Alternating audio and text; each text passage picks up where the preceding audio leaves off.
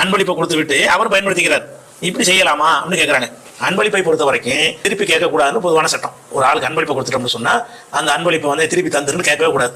அதே நேரத்தில் வந்து அந்த பொருளை வந்து திருப்பி வாங்காம அதனுடைய பயன்பாடுகள் பயன்படுத்துறது இருக்குல்ல, அந்த விஷயத்தை பொறுத்த வரைக்கும் 2 பேரும் பொருந்தி கொண்டார்கள் என்று சொன்னா யாருடைய பொருளை யாரும் பயன்படுத்தலாம்.